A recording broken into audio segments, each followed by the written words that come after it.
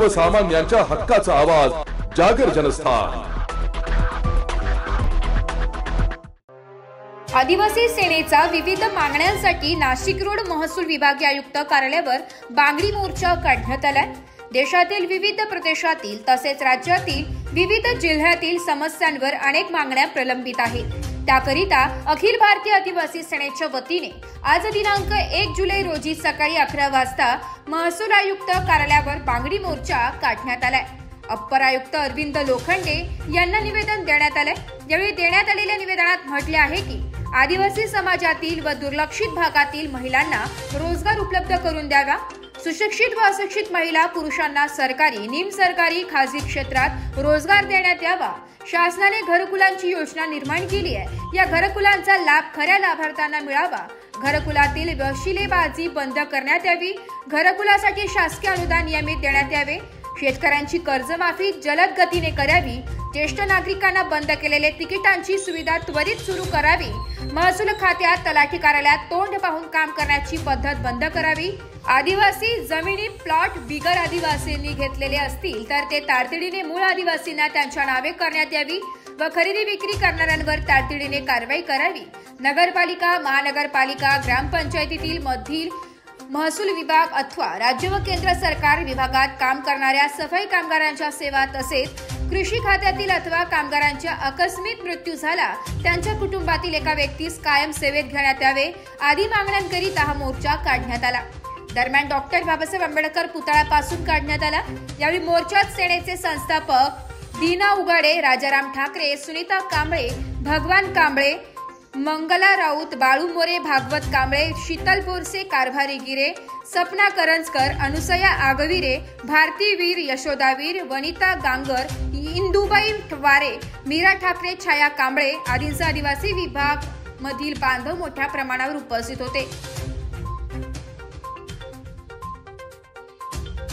आजच्या या लक्षवेधी निदर्शनाच्या मागण्यामध्ये आम्ही आज या बांगड्यांचा आहे राज्याचे मुख्यमंत्री, उपमुख्यमंत्री आणि या सरकारला सादर करत आहोत।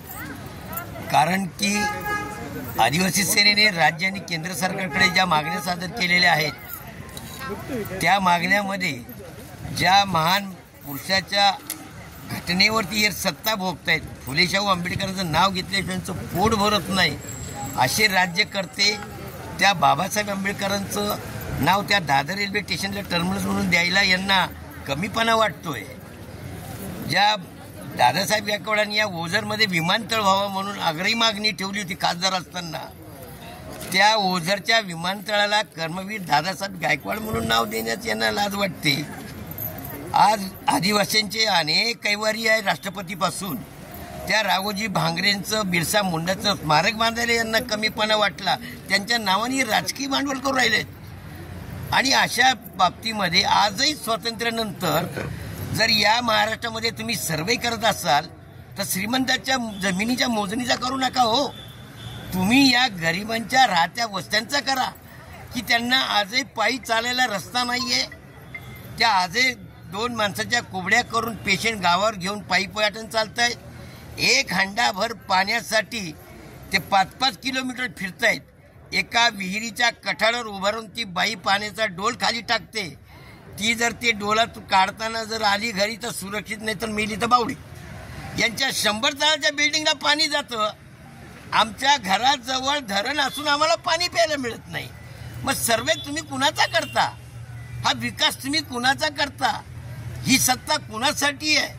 या गरिबांच्या मतावरती तुम्ही आज त्या मंत्रालयात आरडाओरडा करून राहिले। तुम्ही या लोकांचे गाणं ऐकणार का नाही? या लोकांचे प्रश्न सोडवलेच पाहिजे अशी आमची आज आग्रही मागणी आहे।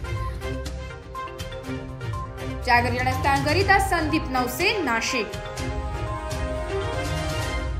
नाशिककरांसाठी जाहीर आवाहन. पावसाळ्यात अतिसार, गॅस्ट्रो, कॉलरा यांसारखे दूषित पाण्यामुळे होणारे आजार होऊ नयेत म्हणून उघड्यावरील अन्न पदार्थ व कापलेली फळे खाऊ नका. पिण्याचे पाणी गाळून 10 मिनिटे उकळून प्या. जेवणापूर्वी व बाळास भरवण्यापूर्वी हात स्वच्छ धुवा. ताक, शहाळ्याचे पाणी, डाळीचे पाणी भरपूर प्रमाणात प्या आणि ताज्या अन्न पदार्थांचे सेवन करा. रोगाची लागण झाल्यास त्वरित डॉक्टरांचा सल्ला घ्या. स्वच्छता पाळा, रोग टाळा. सार्वजनिक आरोग्य विभाग, मनपा नाशिक द्वारे जनहितार्थ प्रसारित.